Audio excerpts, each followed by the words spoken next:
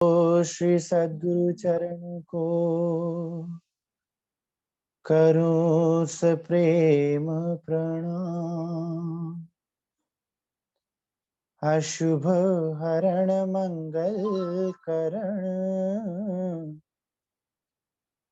धनी श्री देव चंद्र जीना। श्री प्राणनाथ निज मूलपति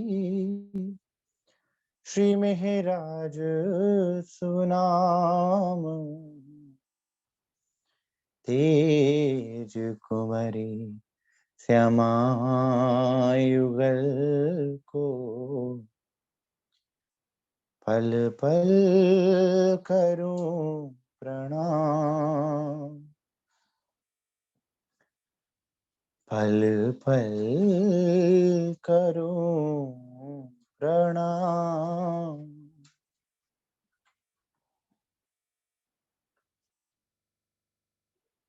श्री सुंदर साथ जी, सदगुरु महाराज श्री राज्य महाराज की अपार मेहर से हम सब सुंदर साथ श्री प्रकाश हिंदुस्तानी जंबूर वाणी का मनन मथन कर रहे हैं। हम सब सुंदर साथ ने समझा और जाना कि किस प्रकार हम ही ब्रज में आए और रास के ब्रह्मांड में धामधनी के संग बिरहा और प्रेम की लीला में रस लेने के उपरांत हम सब सुंदर साथ निज धाम सिधारे और खेल देखने की इच्छा से इस खेल में पुनः इन नश्वर तनों पर उतरे।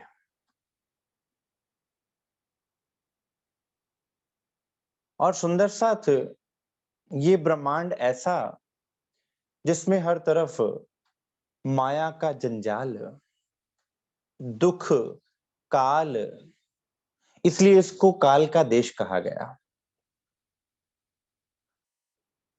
ब्रज और रास में तो धनी संग रहे, इसलिए उनके लाड में हम सब सुंदर साथ मगन रहे। और यहां तन ऐसे मिल गए, अलगाव ऐसा हो गया कि कोई सुध-बुध ही ना रही।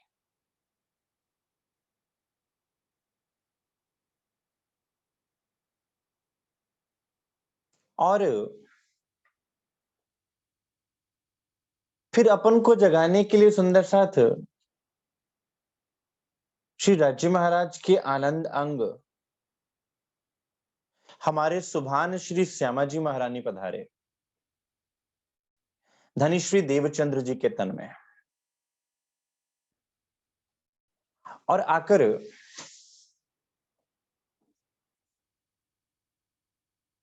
हम सब सुंदर साथ को अपने निज स्वरूप से अवगत करवाया।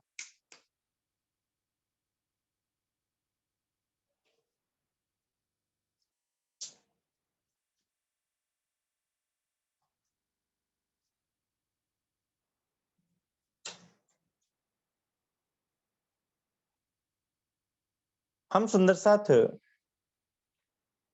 साथ तीन चीजों को भूल चुके थे: निज स्वरूप को, निज धाम को और निज धनी को।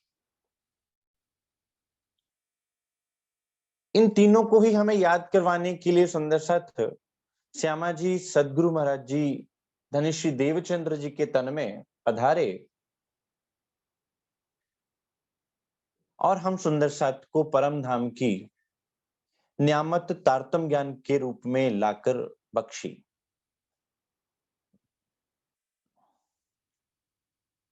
अब सदगुरु की पहचान जब होती है सुंदर साथ, तो जरा से भी संशय की कोई गुंजाइश नहीं रह जाती, क्योंकि जहां संशय है वहां सद्गुरु का स्वरूप निवास नहीं कर सकता, और जहां सद्गुरु का स्वरूप निवास करता है वहां संशय नहीं रह सकता। संशय और सद्गुरु दोनों अलग अलग चीज है। तो हमारे संशयों का निवारण करने के लिए सद्गुरु महाराज जी साक्षात हमारे लिए तारतम्य ज्ञान ये वाणी लेकर आए सुंदर साथ जी, और तरह तरह से प्रमाण देकर, गवाहियां देकर हम सब सुंदर साथ को इस वाणी से समझाया।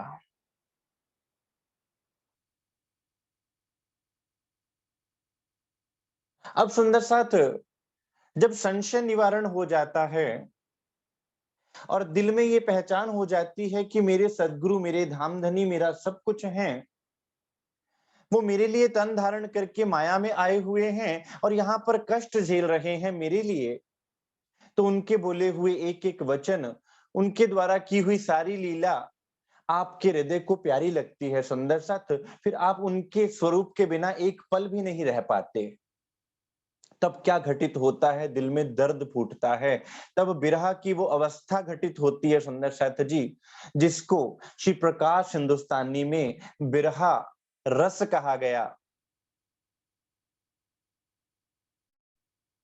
वो विरह कैसा है,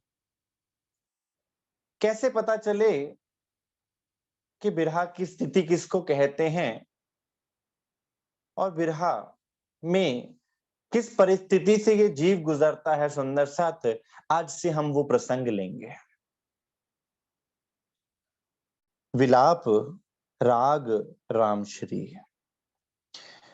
ओही ओही करती फिरूं, और करो हाय हाय रे। ओही ओही करती फिरूं, और करूं हाय हाय रे। पियो जी बिछोहा क्यों सहूं, पियो जी बिछोहा क्यों सहूं। जीवरा टूक टूक होए ना जाए रे। ओही ओही करती फिरूं। सुंदर साथ जी, आप पूछें विरह किसको कहते हैं, विरह की अवस्था कैसी होती है। आह भी निकले अगर मुख से तो पिया पिया ही कहें, कि जब मुखारबिंद से कोई शब्द भी ना निकल पाए सुंदर साथ, केवल आहें रह जाएं। जब किसी व्यक्ति को कोई दुख होता है तो अंदर शिकवे शिकायतें चलती हैं। वो दुखी, जो जो कोई भी आपको दुख देता है उसके लिए आपके दिल में शिकवे और शिकायतें रहते हैं। आप चाहते हैं कि मैं उससे मिलूं, बात करूं और वो शिकवे शिकायतें उसके सामने रखूं सुंदर साथ। लेकिन जो विरह होता है उसमें ना कोई शिकवा, ना शिकायत, ना मैं ना तू, कुछ भी नहीं रहता सुंदर साथ। सब कुछ स्वाहा हो जाता है, केवल आह रह जाती है, आहें रह जाती हैं, और वो आहें दिन रात सुबह शाम चला करती हैं। इसलिए इंद्रावती जी उस अवस्था का वर्णन करते हैं कि सुंदर साथ जब सारे शब्द समाप्त हो गए, जब सारे शिकवे शिकायतें समाप्त हो गई, जब सारे लफ्ज खत्म हो जाते हैं, तब वो अवस्था कैसे घटित होती है। ओही ओही करती फिरूं और करूं हाय हाय रे। जैसे कोई तड़पता हुआ व्यक्ति, जैसे कोई जल की बूंद के लिए तरसता हुआ व्यक्ति ओही ओही करता पुकार करता रहता है, पल पल पुकार करता रहता है। जैसे एक पपीहा पीहू पीहू करके पुकारता है अपने प्रीतम की याद में, उसके अलावा वो एक शब्द भी नहीं पुकार पाता। यहाँ पर जीव के हृदय से ओही ओही अर्थात कि वो धनी की तरफ ही आस रखते हुए केवल धनी का नाम ही पुकारते जाता है। सुंदर साथ, ना कोई शिकवा रहा, ना कोई शिकायत रही, ना कोई बंधन रहा, अन्य कोई विचार भी नहीं आ रहा, क्योंकि विचारों का स्थान भी किसने ले लिया? उस दर्द ने ले लिया, बिरहा ने ले लिया। अब तो वो आहें भी, पहले तो आंसू भी बहा करते थे, अब आंसू भी सूख गए और क्या रह जाता है? आहें। आहें किसे कहते हैं सुंदर साथ? जब कोई व्यक्ति रोता है ना, तो पहले आंसू चलते हैं, सिसकियां चलती हैं, फिर क्या होता है? आंसू सूख जाते हैं, लेकिन सिसकियां आती हैं। वो सिसकियां इतनी तीव्र होती हैं कि आपके अंदर के श्वास भी गर्म हो जाते हैं। सुंदर साथ, वो आपके अंदर के दर्द की तीव्रता बताते हैं कि दर्द कितना गहरा लगा है।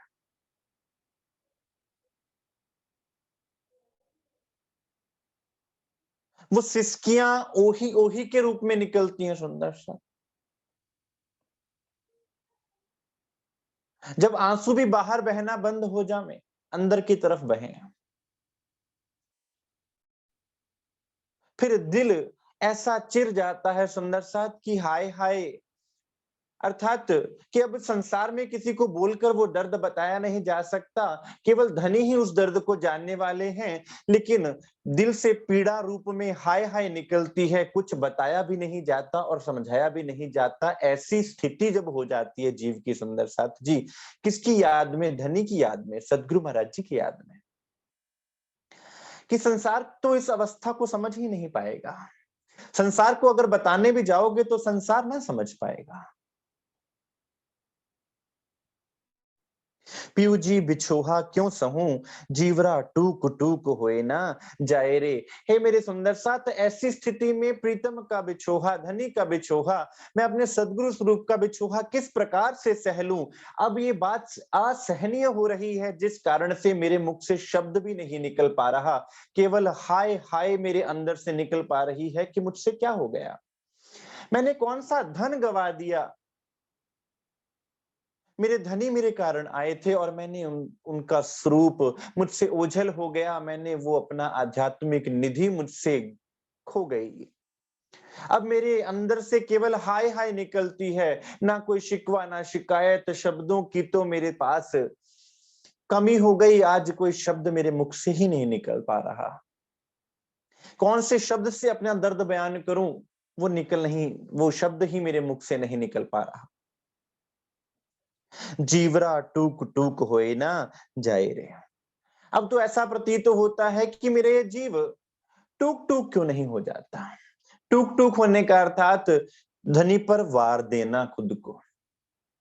टूक टूक कर वारूं यातन, ऊपर कुंज बिहारी, मैं तुम परवारी।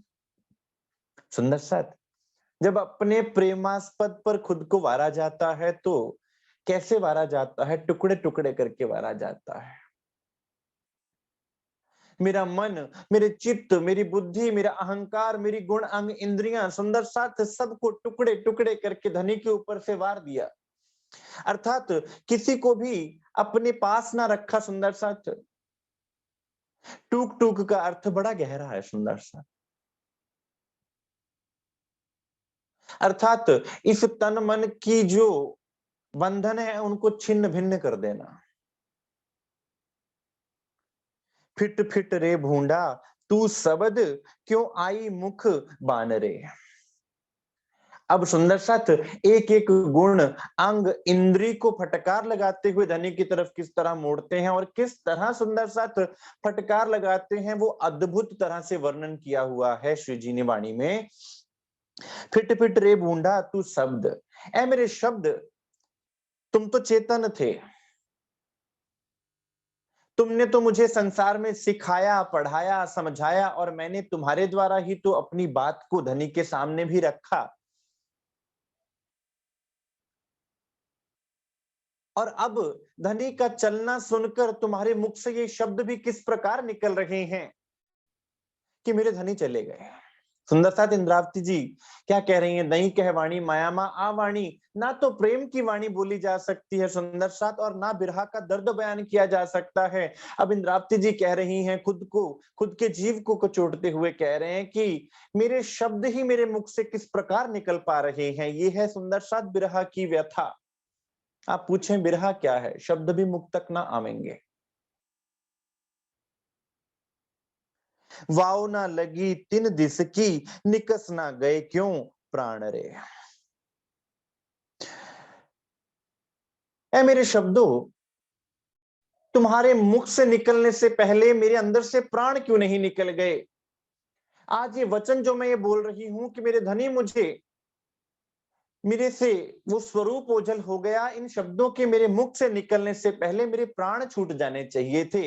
ये कैसे जटिल प्राण हैं जो मेरे तन से जुड़ा नहीं हुए और ये शब्द मेरे मुख से निकल पा रहे हैं। सुंदर साथ उस व्यथा को वो जीव जानता है जिसने सद्गुरु स्वरूप की पहचान करी है और दिल के संशय निवारण किए हैं। सुंदर साथ उसके लिए फिर और इस संसार में कीमती वस्तु कोई है ही नहीं।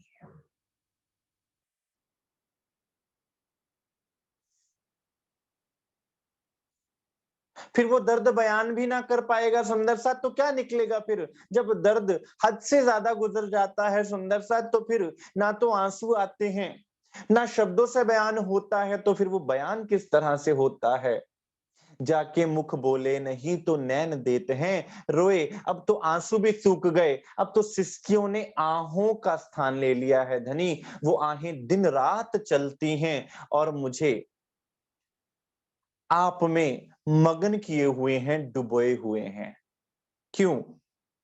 एता सुख तेरे बिरहा में, तो कौन सुख होसी विलास है। राज्य महाराज, आपके बिरहा में इतना आनंद है।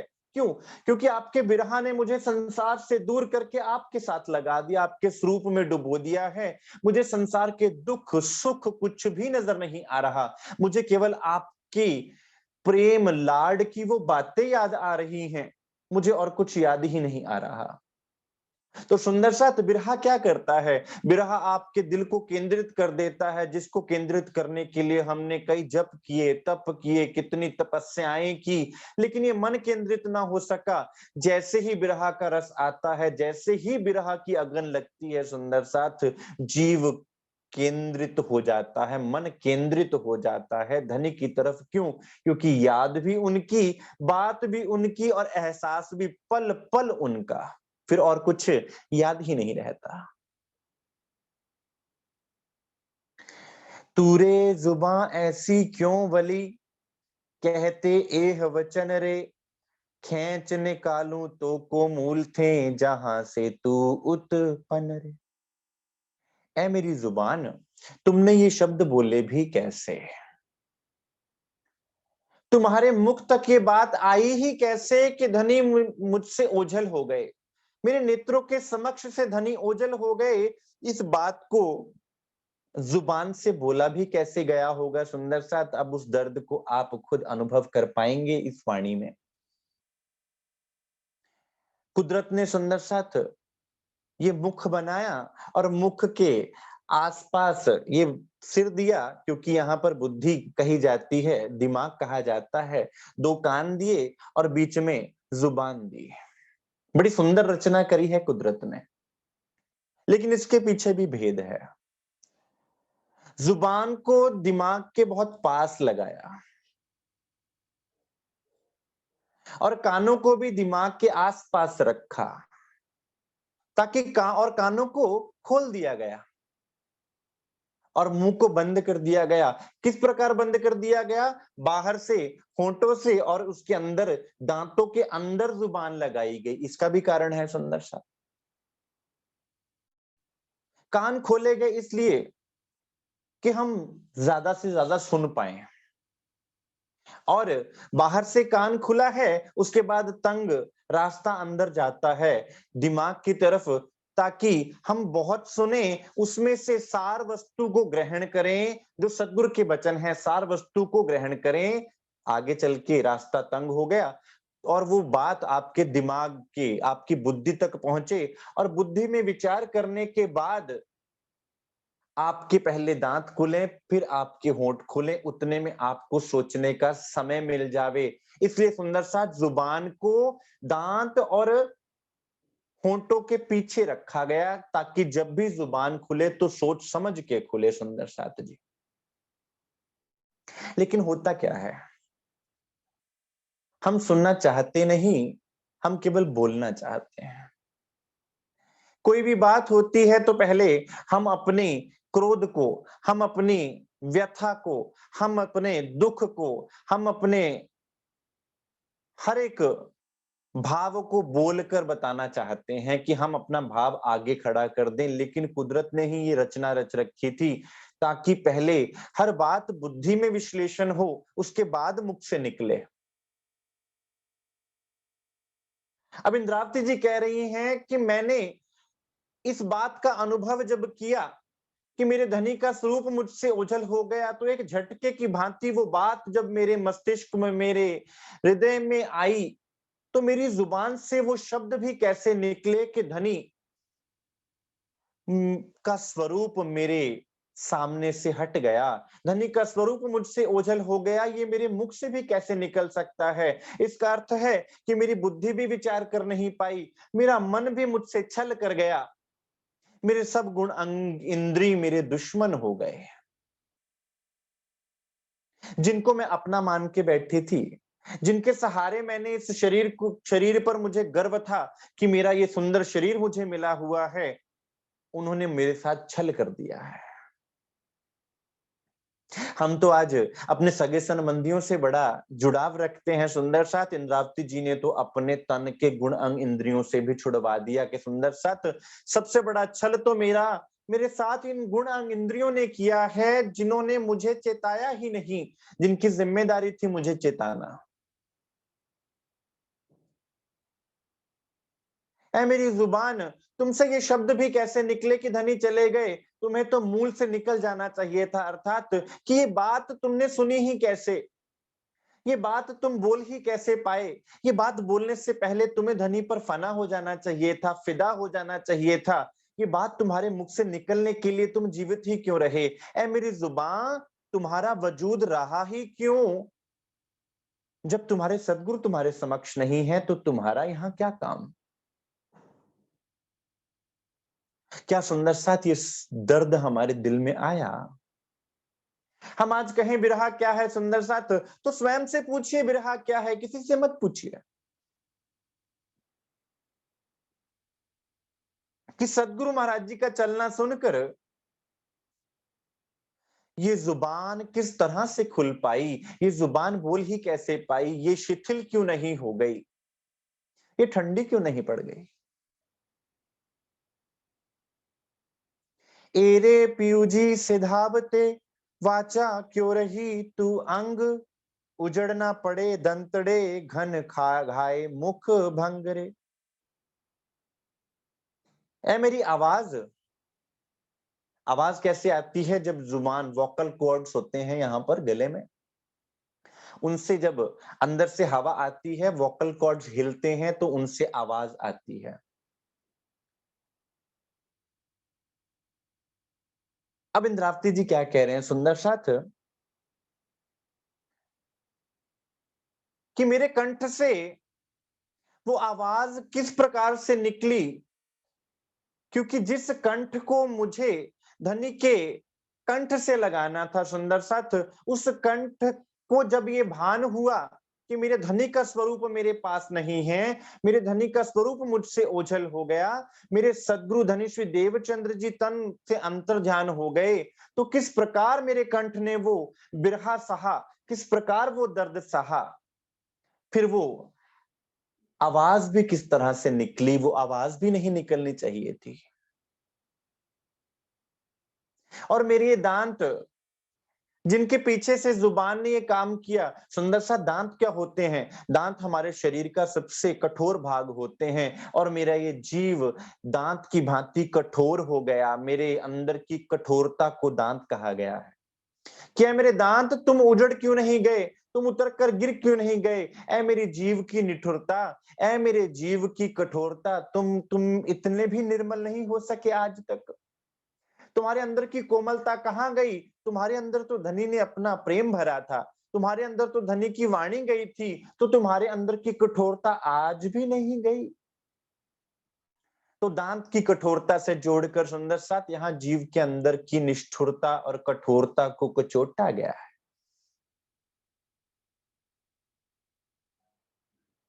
कि मेरे जीव की इतनी कठोरता क्या हो गई कि मेरे धनी के वचनों का मुझ पर एक भी असर नहीं हुआ। सुंदर साथ वाणी को आज के परिप्रेक्ष्य में समझना है। हम सोचें कि श्री इंद्रावती जी वाणी में कह रही हैं, क्यों? क्योंकि महाराज ठाकुर जी का जी बिरहा कर रहा है, किसके लिए? धनी श्री देवचंद्र जी के लिए। लेकिन मेरे लिए क्या फुरमान है सुंदर साथ, आज के परिप्रेक्ष्य में मुझे किस तरह से समझना है? तो ये वाणी आज के परिप्रेक्ष्य के लिए हमें समझाई गई है। पिछले 7 कारण वाणी कही। ते क्या सुने नहीं श्रवणा, प्यारे प्यू के वचन रे, एरे लवा तुझे सुनते क्यों ना लगी कानों अगिन रे। ए मेरे कानों, कान किस लिए होते हैं सुंदर साथ? सुनने के लिए, पहले भी बता दिया। धनिये तो धन बहुत दिया, ते लिया ना हराम खोर, किनको कहा गया? हम धन को कैसे प्राप्त करते हैं? सतगुरु के चरणों में बैठकर। कहां से श्रवण करते हैं सुंदर साथ? इनसे। इसलिए राज्य महाराज के श्रवण अंग को मार्फत कहा गया है। और उस मार्फत को लेने के लिए रूह के कानों से होते हुए जीव के कानों तक वो बात कही गई है। और ये ज्ञान अंदर जाता कैसे है सुंदर साथ? इन जीव के शरीर के कानों से। शरीर के कानों से हमें जब ये शुद्ध मिलती है, समझ में आता है, बुद्धि तभी तो ग्रहण करती है ना। और जब बुद्धि ग्रहण करेगी तभी तो विचार करेगी, और जब विचार करेगी तभी तो अंदर दर्द आवेगा, तभी तो पहचान होवेगी, और तभी तो बिरहा की उत्पत्ति होगी, बिरहा प्रकट होगा। इसलिए सुंदर साथ जी कानों को कहा गया। क्या मेरे श्रवणों, तुमने तो सदगुरु की वाणी को सुना है, पल पल सुना है।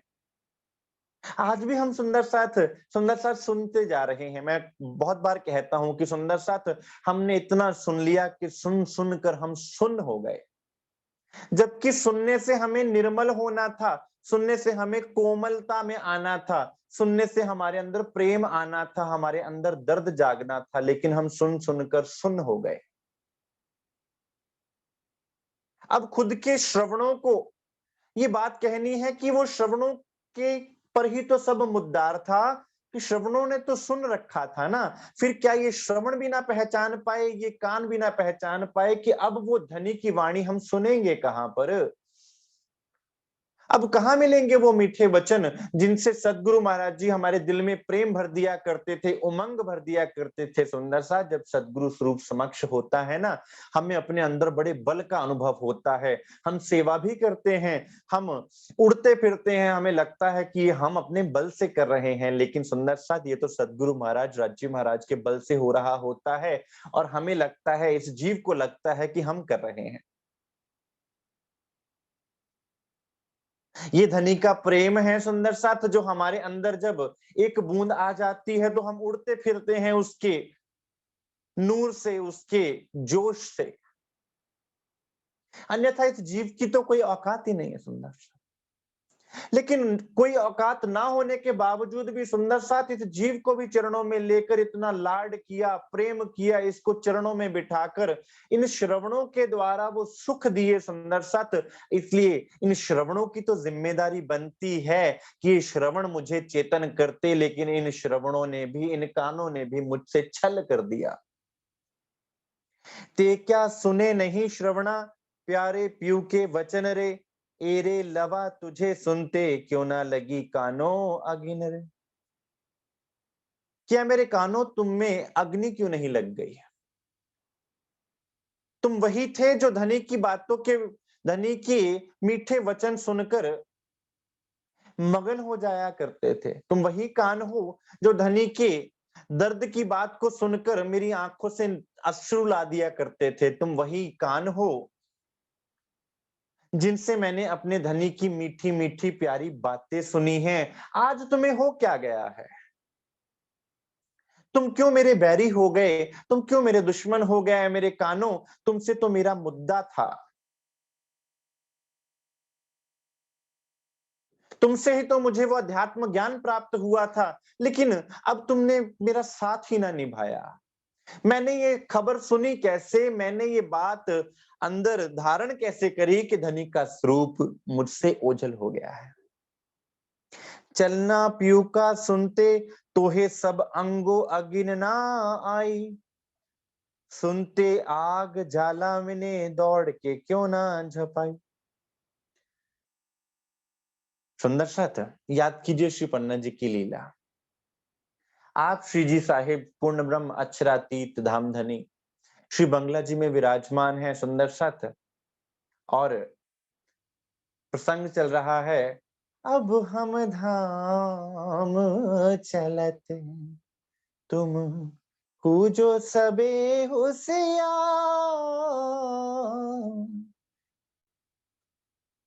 ये सुंदर साथ।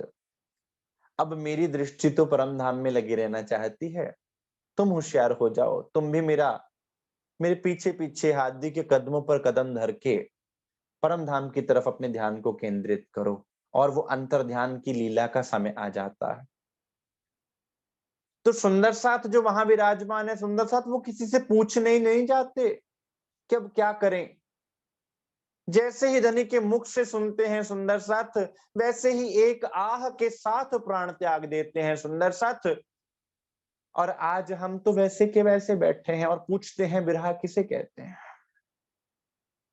फिर हमसे अच्छे तो संसार के वो पक्षी हैं जो जोड़े में रहा करते हैं, उनमें से एक भी चला जाता है तो दूसरा बिरहा में दर्द से रो रो कर अपने प्राण त्याग देता है। हमसे अच्छे तो वो पक्षी हैं। आगू आसिक ऐसे भय जो माया थे उत्पन्न, कोट बेर अपने मासूक पर वार डारत तन। हमसे अच्छे तो यहाँ संसार के आशिक हैं जो अपने मासूक पर अपना सर्वस्व समर्पण कर देते हैं, लेकिन उनके चरणों को, उनके स्वरूप को, उनके प्रेम को नहीं भूलते और नहीं छोड़ते।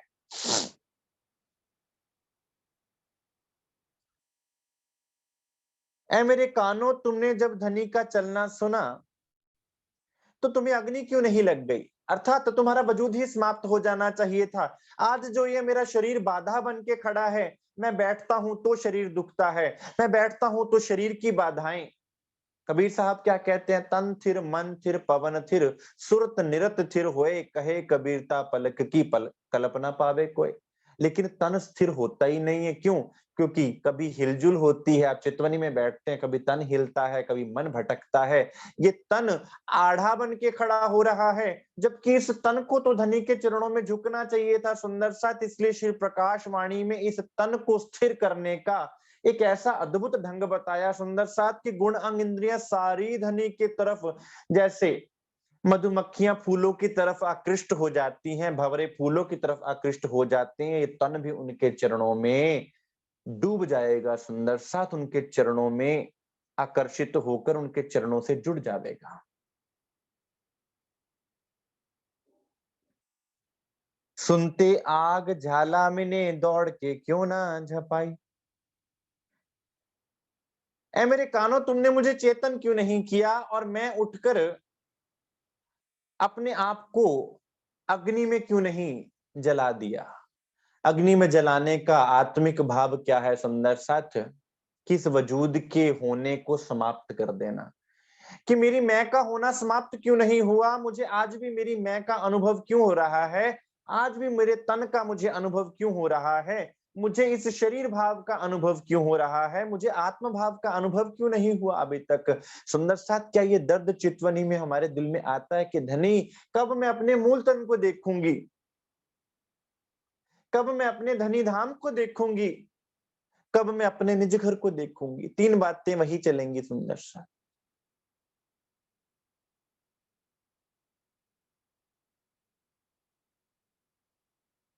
इसलिए ये बिरहा करके मिराज ठाकुर जी के जीव के द्वारा हम सुंदर साथ को बताया कि सुंदर साथ,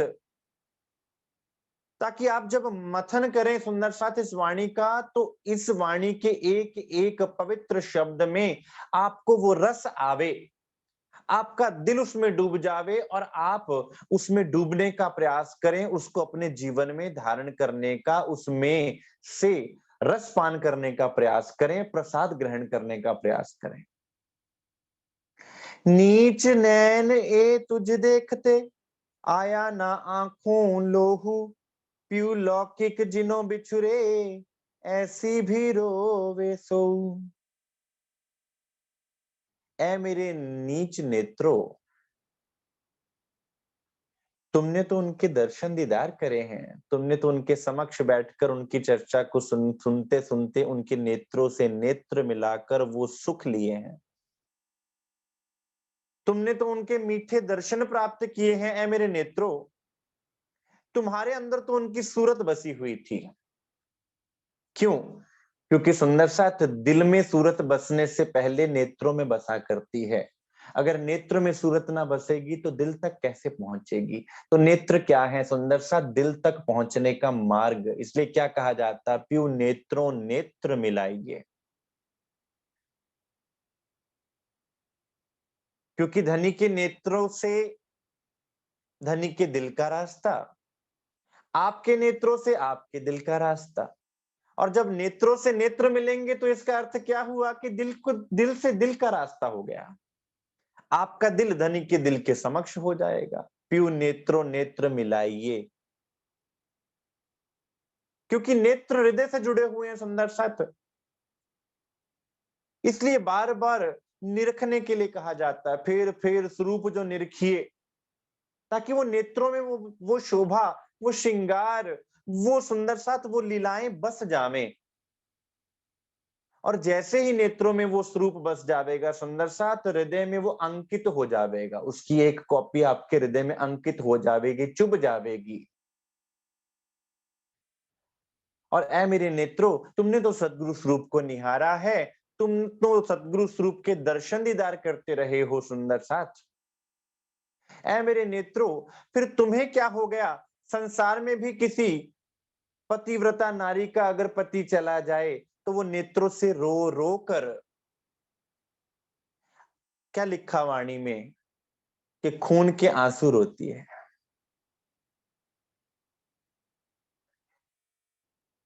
प्यू लौकिक जिनो बिछुरे, ऐसे भी रोवू रुवे सोए। संसार में भी किसी का प्रीतम मुझसे बिछड़ जावे तो नैन रोते हुए थकते नहीं हैं, नैनों से अश्रु की धारा बहती है। और ऐ मेरे नेत्रों, तुम्हारे अंदर के सारे झरने सूख गए। आज सदगुरु स्वरूप तुम्हारे समक्ष नहीं है और तुम्हारे अंदर एक रत्ती भर भी विरह का अंश, विरह का कण नजर नहीं आ रहा, तुम्हारी आंखों से एक आंसू नहीं गिर रहा। फिर तो हम संसार से भी बदतर हो गए।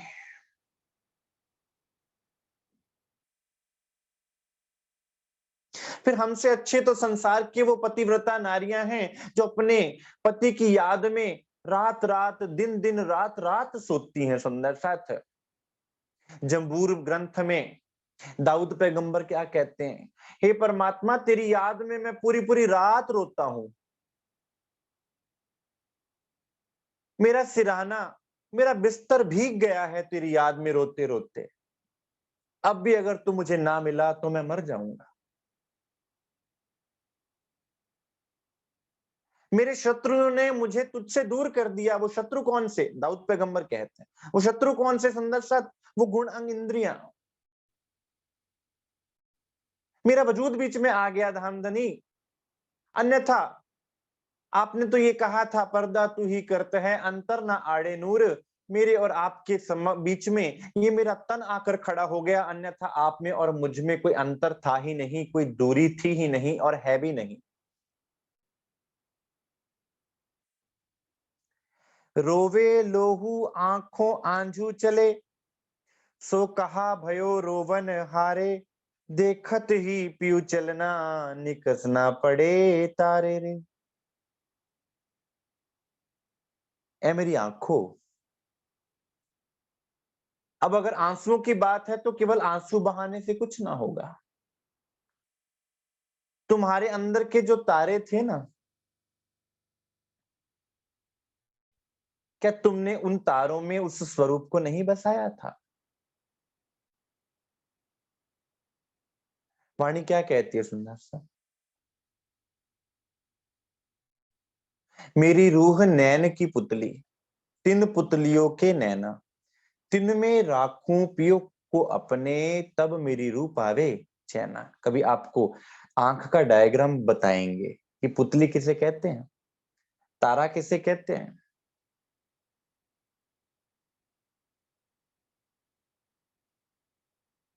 और अगर बातिनी में लिया जाए सुंदर साथ, तो नेत्र क्या है? आत्मा। उसका हृदय, नेत्र है पर आत्मा, माफ कीजिएगा, उसका हृदय है आत्मा का हृदय, और उसके अंदर तारा है जिसमें मैंने धनी के स्वरूप को बसाना है। कि क्या तुमने अपने नेत्रों में उन स्वरूप को, उस तारों में धनी के स्वरूप को नहीं बसाया? अगर तुमने अपने तारों में, नेत्रों में धनी के स्वरूप को बसाया होता, तो फिर धनी तुम्हारे सामने से जब ओझल होते तो तुम्हारे नेत्र तुम्हें किस प्रकार उनसे दूर हटते, एक नजर भी ना तुम उनसे घुमा पाते, तो फिर वो जा कैसे सकते थे सुंदर साथ? तुम्हारे देखते देखते तुम्हारे धनी तुम्हारे सामने से चले गए और तुम कुछ ना कर पाए।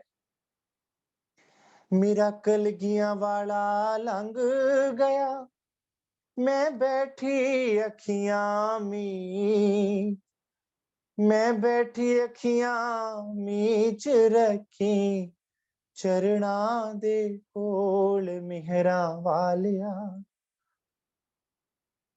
ऐसा कैसे हो सकता था कि मेरे नेत्रों के सामने से मेरे धनी चले गए?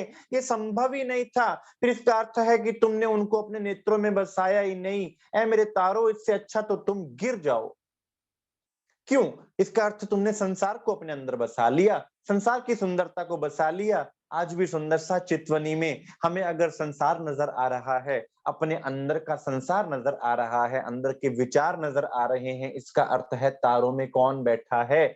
संसार बैठा हुआ है, धनी का स्वरूप बैठा हुआ नहीं है सुंदर साथ जी। और जब धनी का स्वरूप बैठ जाता है सुंदर साथ, तो फिर और कहीं दृष्टि लगती नहीं है। फिर देखोगे भी किसको? धनी के स्वरूप को। देखत ही पीऊ चलना, निकस ना पड़े तारे रे। ऐ मेरे तारो, तुम में तो धनी का स्वरूप बस गया था, फिर तुम गिर क्यों ना पड़े? तुम किस तरह वजूद में हो, तुम किस तरह खड़े हो?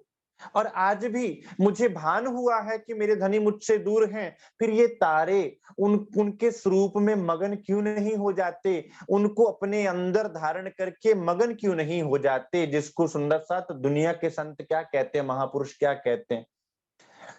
आ मेरे प्रीतम, नैनन में पलक ढांप तोहे लूं, ना मैं देखूं औरन को, ना तोहे देखन दूं। बड़ी प्यारी लीला है सुंदर सा। कि हे मेरे प्रीतम, मैं आपको कहां बसाऊं? मैं आपको अपने नेत्रों में रखूं और अपनी पलकों को ढांप लूं, ताकि ना तो आप किसी को देख पाए और ना मैं किसी और को देखूं। मैं तो देख ही नहीं पाऊंगी, क्योंकि मेरे नेत्रों में आप बसे हुए हैं, और मैं पलके ढांप लूंगी, आप भी किसी को ना देख पाएंगे। सुंदर साथ ही आत्म भाव है, ये प्रेम भाव है, ये रूह का दावा है, ये चितवनी के अंदर का दावा है सुंदर साथ, प्रेम का दावा है। आइए मेरे सतगुरु महाराज, आइए मेरे धामधनी, मैं आपकी याद में बैठी हूं।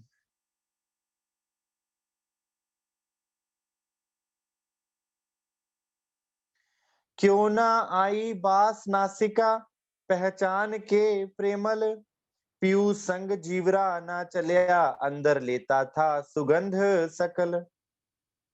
अब बात आई नासिका की सुंदर साथ। नासिका का कार्य क्या होता है सुंदर साथ? सूंघ के पहचान लेना। खुशबू है तो भी पहचान जाएंगे, बदबू है तो भी पहचान जाएंगे। तो इस नासिका का कार्य है सुंदर साथ पहचानना।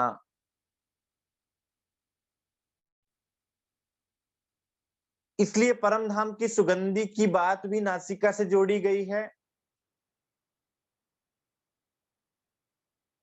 और जब पहचान हो जाती है कि मेरा अपना कौन है और मेरा बेगाना कौन है, फिर उसके बाद मेरा जीव इधर-उधर क्यों भटकेगा भाई? जीव भटक रहा था क्योंकि मुझे पहचान नहीं थी, लेकिन मेरी नासिका ने मुझे पहचान करवा दी। ऐ मेरे गुण अंग इंद्रियों इंद्रियों में से विशेष मेरी नासिका, तुम्हारे द्वारा मैंने पहचाना कि ये मेरे धनी हैं, ये मेरे खामंद हैं, मेरे खसम हैं, मेरे प्रीतम हैं। फिर उसके बाद भटकाव कैसा? फिर संशय कैसा? फिर दूरी कैसी? लेकिन मेरी नासिका तुमने भी मुझसे छल किया। जिस प्रकार मृग कस्तूरी के पीछे भागता है, वो कस्तूरी कहाँ होती है? कुंडल में। कस्तूरी कुंडल बसे। लेकिन वो पूरे वन में घूमता रहता है कि वो खुशबू कहाँ से आ रही है। मृग, मुझे वो धनी रूपी उनके चरणों की खुशबू के पीछे पीछे भागना था। मुझे वो चरणों की खुशबू उनके चरणों में खींच के लाई थी और उस चरणों की खुशबू से मैं बंधा हुआ था। मेरा जीव उन चरणों की खुशबू से ही परम धाम की खुशबू प्राप्त कर रहा था। तो फिर मेरे जीव तुम उन चरणों की खुशबू के साथ ही क्यों नहीं चले?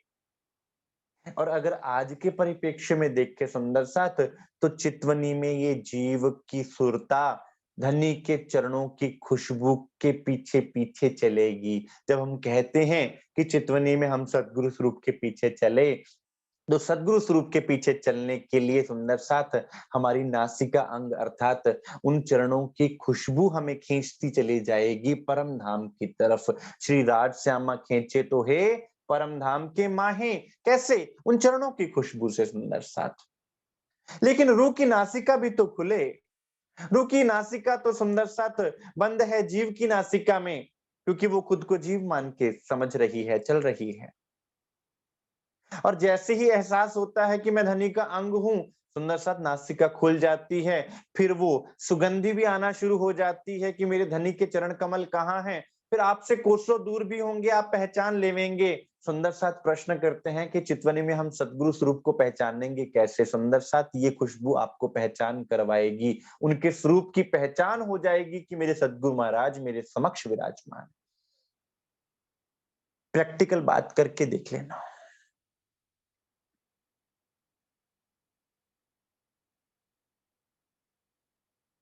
पीयूष संग जीवरा ना चलिया, अंदर लेता था सुगंध सकल।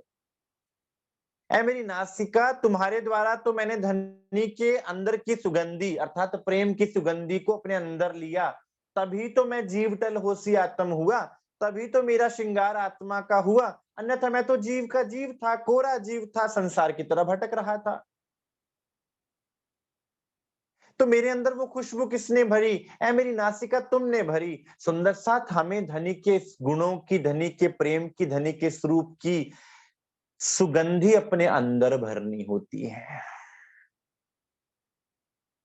जब हम बार-बार उस दिव्य नूरमयी स्वरूप को निहारते हैं, श्रृंगार को निहारते हैं, तो वो खुशबू हमारे अंदर हूबहू आती जाती है।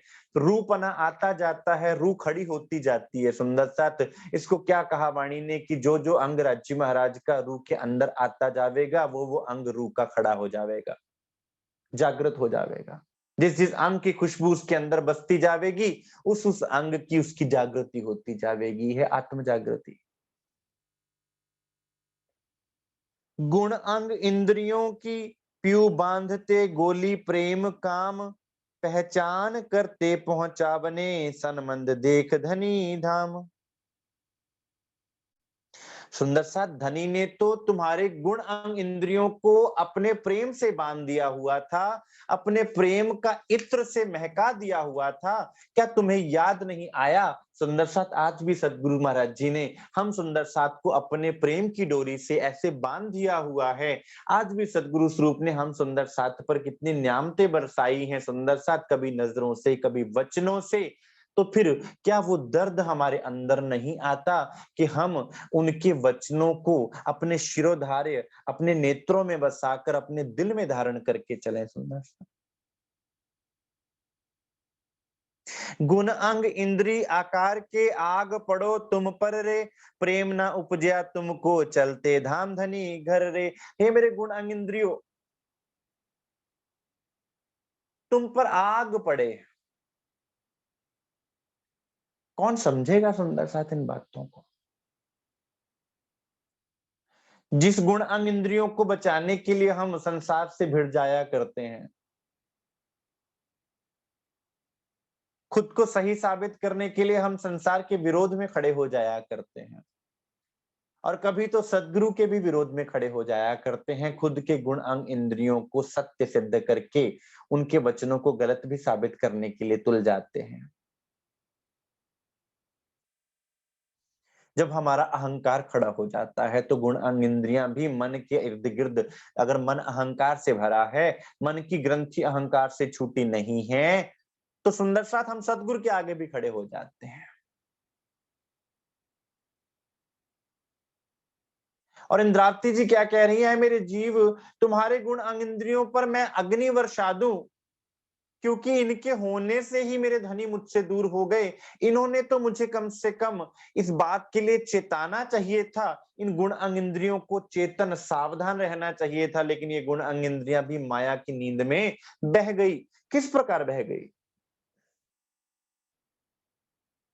संसार की गाथाएं, प्रेम गाथाएं हमने सबने सुनी, जिसमें सोहनी माहीवाल की अगर आपने कथा सुनी है सुंदर साथ, तो उसमें आता है कि सोहनी माहीवाल जब संसार की नजरों से दूर चले जाते हैं, क्योंकि संसार उनको मिलने नहीं देना चाहता था, तो रास्ते में जब घर से निकल जाते हैं तो रास्ते में जहां रुकते हैं पेड़ के नीचे, वहां पर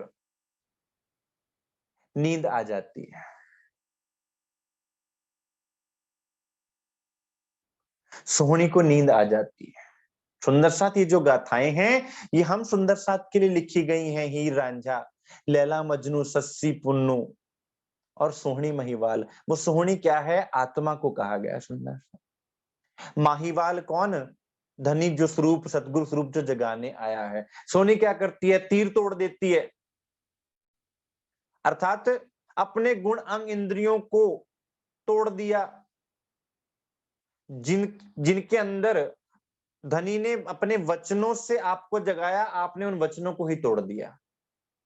आपने वो तीर तोड़ दिए, जिन तीरों से आपके अंदर के गुण अंग इंद्रियों को हराना था, वो वचनों के तीर तोड़ दिए। भूल गए हम उन वचनों को।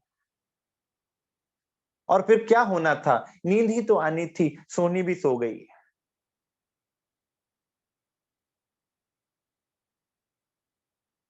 और फिर क्या हुआ? माहीवाल से बिछो हो गया। ये कथानक हम सुंदर साथ को समझाने के लिए हैं कि अपने जीव के अंदर के गुण अंग इंद्रियों को किस तरह सुंदर साथ चितवनी में डुबोना, किस तरह से धनी के स्वरूप में डुबोना। सुंदर साथ, प्रेम ना उपजया तुमको चलते धाम धनी घर रे। ऐ मेरे गुण अंग इंद्रियों, तुम्हें तो प्रेम उपजना चाहिए था, क्योंकि तुम्हारे धनी तुम्हें ही तो लेने आए थे। संसार की कोई और वस्तु तो वो लेने आए ही नहीं थे, वो तो तुम्हारे लिए आए थे ना। मेरे कारण माया मैंने, सुंदर साथ मेरे वास्ते, मेरे कारण माया में देह धारण करी राजी महाराज ने। तो सुंदर साथ फिर मुझे क्या करना चाहिए था? जब ये पीड़ा दिल में आ जाती है ना सुंदर साथ, जब ये विचार दिल में आ जाता है, तो फिर आप चैन से ना बैठ पाओगे, फिर आप चितवन किए बिना ना रह पाओगे, तब आप वाणी मथन किए बिना ना रह पाओगे, तब आप सुंदर साथ और राज्य महाराज की सेवा से एक पलक के लिए भी दूर ना हो पाओगे। सुंदर साथ जी, आप फिर पूछेंगे नहीं बिरहा कहते किसको है।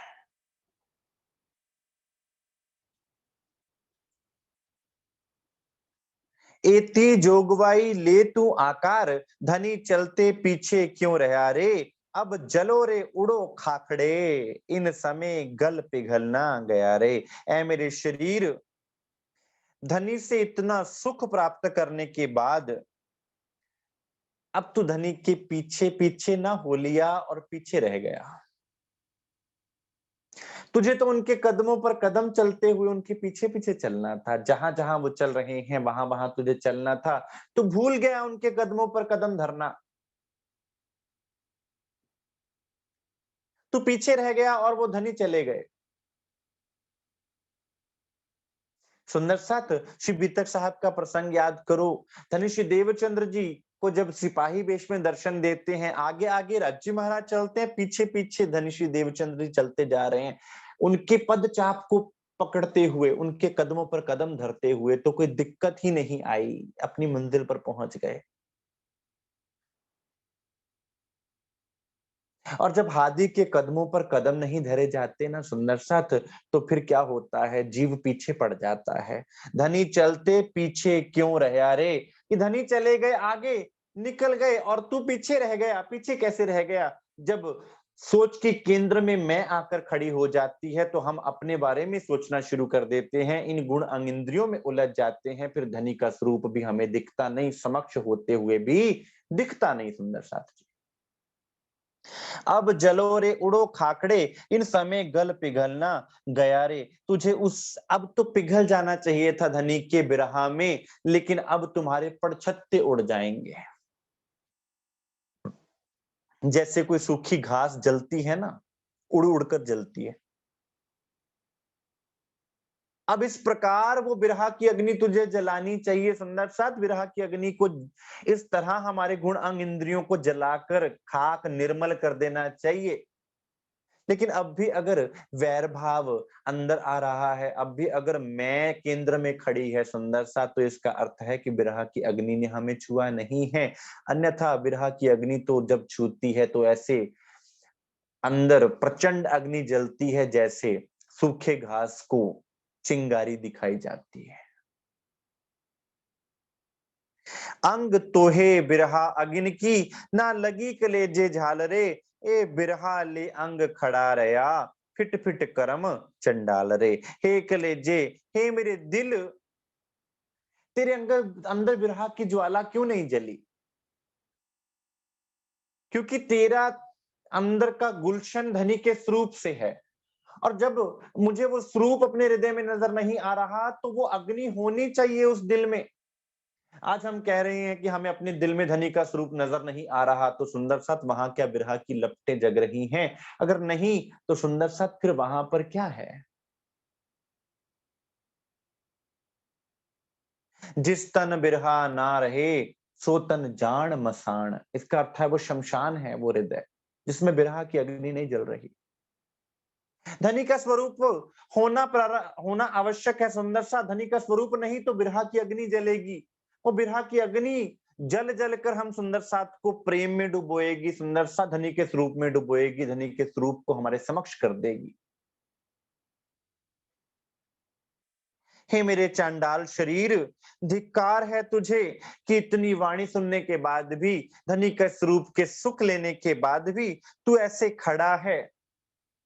तुझे तो उनके चरणारविंद में झुक जाना चाहिए था। हम मंदिर जाते हैं सुंदर साथ, तो क्या करते हैं, धनी के चरणों में अपना सिर झुकाते हैं। सिर क्या है सुंदर साथ? सिर हमारे अहंकार का प्रतीक है कि हमने अपना सर्वस्व रख दिया। और हाथ रखते हैं, फिर हाथों पर सिर रख देते हैं। हाथों पर क्या होते हैं? श्री राज्य महाराज के चरण कमल होते हैं सुंदर साथ, दोनों हाथों पर। फिर उन चरण कमलों पर जब हम शीश रख देते हैं सुंदर साथ, इसका अर्थ है कि राज्य महाराज आपके चरणों में मैंने अपना सर्वस्व रख दिया। मेरा शीश क्या है? मेरा अहंकार, मेरा सब कुछ, मेरी मैं। फिर उसके बाद तो अहंकार का सवाल ही नहीं है, मैं का सवाल ही नहीं है, शरीर भाव का सवाल ही नहीं है। ये बात जीवन में भी लागू होती है सुंदर साथ, और चितवनी में भी ये बात लागू होती है हम सुंदर साथ पर।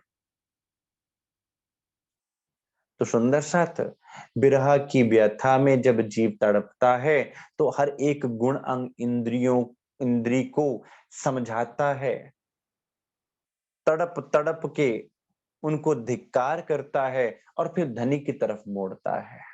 इस प्रसंग में बिरहा में ऐसा अग्नि जल रही है सुंदर साथ की, हर एक वो लपटें एक एक अंग को जला रही हैं। और जैसे जैसे वो अंग जलेंगे वैसे वैसे वो निर्मल होकर धनी की तरफ बढ़ेंगे।